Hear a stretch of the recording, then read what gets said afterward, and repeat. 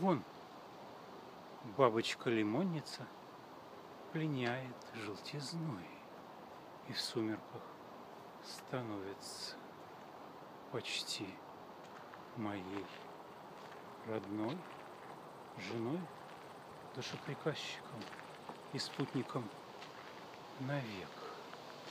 Как облака качаются, как сложен человек, сложиться успевающий до бабочки крыла, и образом не тающим предстанет бездны мгла, желтеющая искренно, томящая подчас и новизной, и искрами неуследимых фраз.